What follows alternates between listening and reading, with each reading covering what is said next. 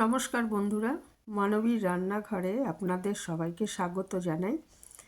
আমার আজকের recipe chilli chicken. অত্যন্ত সুস্বাদু এবং স্পাইসি একটা রেসিপি। ছোট থেকে বড় সবাই পছন্দ করেন, ছোটরা খুব পছন্দ করে এই রেসিপিটা। তো আপনারা নিশ্চয়ই অনেকেই বানান এটা। তবু আমি কিভাবে বানিয়েছি সেটা আপনাদের সঙ্গে শেয়ার করব আজকে। তো এর জন্য আমি প্রথমে চিকেন নিয়ে নিয়েছি প্রায় 600 গ্রাম মতো। তো এটা বোনলেস কিছুটা আছে, কিন্তু কিছু কিছু টুকরোতে কিন্তু একটু হাড়ও আছে। পুরো বোনলেসও করতে পারেন রেসিপিটা। তো আমি প্রথমে এটা ভালো করে ধুয়ে 3-4 বার ধুয়ে 1 চামচ মতো আমি নুন দিয়ে দিয়েছি, আর 2 চামচ দিচ্ছি ভিনিগার, আর একটু শুকনো লঙ্কার গুঁড়ো দিচ্ছি, লাল লঙ্কার গুঁড়ো যেটা দিচ্ছি, 1 চামচ মতো আদা বাটা, আর 1 চামচ রসুন বাটাও দিয়ে দিচ্ছি, প্রায় 1 চামচ দিয়ে এই আর দিচ্ছি আমি 4 চামচ মতো কর্নফ্লাওয়ার। কর্নফ্লাওয়ার দিয়ে এটা ভালো করে মেখে নিচ্ছি। আমি কর্নফ্লাওয়ারটা একটু কমই দিয়েছি, অনেকে কর্নফ্লাওয়ারের সঙ্গে ময়দাও দেন। তো আমি শুধু কর্নফ্লাওয়ার দিয়ে এটা ভালো করে সমস্ত উপকরণগুলো, আর আমি একটু গোলমরিচের গুঁড়াও দিয়েছি, দিয়ে আমি 1 ঘন্টার জন্য মেখে রেখে দিচ্ছি। তারপরে এদিকে আমি জোগাড় করে নিয়েছি অন্য উপকরণগুলো। নিয়েছি সবুজ ক্যাপসিকামগুলো একটু 3 কোনা আকারে কেটেছি, আর কাঁচা লঙ্কা কুচি নিয়েছি, পেঁয়াজ নিয়েছি 2টো বড় বড়, আর 8-10টা রসুন কুচি নিয়েছি।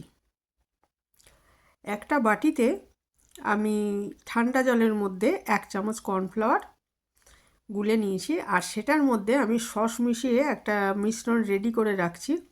দিয়ে দিলাম 2 চামচ চিলি সস, 2 চামচ সয়া সস, এবং প্রায় 5 চামচ, 2 চামচ এই যে সয়া সস দিয়ে দিচ্ছি, আর 5 চামচ মতো আমি দিয়েছি টমেটো সস।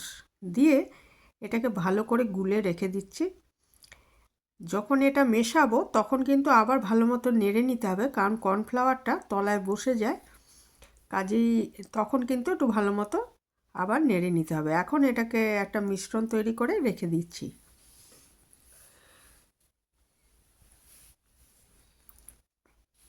আর ওদিকে 1 ঘন্টা তো হয়ে গেছে, মাংসটা ম্যারিনেট করে রেখেছিলাম। সেটা একটা ননস্টিক কড়াইতে এবারে আমি সাদা তেল নিয়ে নিচ্ছি। আমি সয়াবিন অয়েল নিয়েছি, এখানে যে কোনো সাদা তেলই নিতে পারেন। নিয়ে আমি পরিমাণ মতো দিয়ে একটু ভালো করে গরম করে নিচ্ছি তেলটা। তারপরে মিডিয়াম আঁচে চিকেনের টুকরোগুলো ভেজে নেব। আর চিকেনটা ভেজে নেওয়ার পর বাকি রান্নাটা যে করব সেটা কিন্তু একদম হাই ফ্লেমে করতে হবে। কারণ এই রান্নাটা হাই ফ্লেমে করারই রান্না। শুধু আমি চিকেনের ইয়েটা একটু মিডিয়াম আঁচে করছি, যাতে এটা ভালো মতো ভাজা হয়ে যায়, চিকেনটাও সেদ্ধ হয়ে যায়, সেই জন্য। বাকি রান্নাটা একদমই হাই ফ্লেমে হবে। তো এইভাবে আমি 3 খেপে চিকেনটা ভেজে নিচ্ছি আস্তে আস্তে। এই যে 1 খেপ হয়ে গেছে, আবার বাকিটার একটা ভাগ দিয়ে দিলাম। দিয়ে এইভাবে 3 বারে আমি সমস্ত চিকেনের টুকরোগুলো ভালো করে ভেজে নিলাম। তারপরে আমি ওই যা তেল ছিল তার মধ্যেই রসুন কুচিটা দিয়ে দিচ্ছি। এই সময় কিন্তু আমি আঁচটা একদম ফুল করে দেবো, আগেই বলেছি যে হাই ফ্লেমে হবে রান্নাটা। রসুন কুচিটা কয়েক সেকেন্ড ভেজে পেঁয়াজটা দিয়ে দেবো, সেটাও কয়েক সেকেন্ড ভাজার পর বাকি সমস্ত সবজি, যেমন বাকি সবজি বলতে ওই ক্যাপসিকামটা, এটা আমি দিয়ে ভালো করে নেড়ে চেড়ে নিচ্ছি।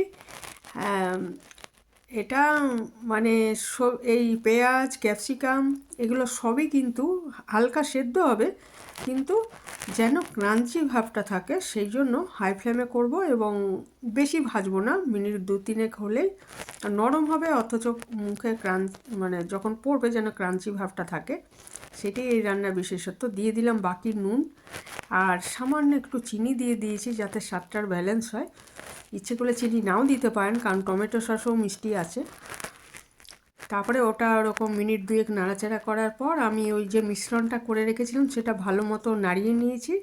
কর্নফ্লাওয়ার আর সসগুলোর মিশ্রণ, সেটা এর মধ্যে দিয়ে দিলাম একটু পরিমাণ মতো গরম জল। আর আমি আর কি যেরকম রাখবো গ্রেভিটা সেই মতো আর কি জলটা দিয়ে দিয়েছি। আর এটা খুব ভালো মতো ফুটে উঠতে হবে টকবক করে, তখন আমি ভাজা চিকেনের টুকরোগুলো দিয়ে আমি আবার 3-4 মিনিট রান্না করে নেব। তো খুব সহজেই হয়ে যায় এই রেসিপিটা। আর ফ্রায়েড রাইসের সঙ্গে ভীষণ ভালো লাগে খেতে। ভাত বা রুটি থেকে এটা ফ্রায়েড রাইসের সঙ্গে খেতে বেশি ভালো লাগে। যে কোনো রকমের ফ্রায়েড রাইস, সেটা এমনি ভেজ ফ্রায়েড রাইসই হোক বা এগ ফ্রায়েড রাইসই হোক। আর রান্নাটা আমার হয়েই গেছে। এই সময় আমি একটু পেঁয়াজ কলির টুকরো ছড়িয়ে দিলাম। হ্যাঁ, আমি কিন্তু এটা আর ফোটাবো না, মানে এই অবস্থায়, মানে আঁচটা বন্ধ করে দিয়ে বা একদম শেষের পর্যায়ে আমি দিয়ে দিলাম একটু পেঁয়াজ কলির টুকরো এবং 1 চামচ মতো তিল, সাদা তিল যেটা। তো এটা দেখতেও খুব ভালো লাগে। আর তিল তো জানেনই সাংঘাতিক উপকারী একটা তৈলবীজ। তো এটা দিয়ে দিলাম, ব্যাস আমার রান্নাটা একদম তৈরি হয়ে গেছে। এটা ফ্রায়েড রাইসের সঙ্গে পরিবেশনের জন্য একদম তৈরি। আর যারা এই পর্যন্ত আমার ভিডিওটা দেখলেন তাদের অসংখ্য ধন্যবাদ। এইভাবেই পাশে থাকবেন আমার। এখানে শেষ করলাম। ভালো থাকবেন সবাই।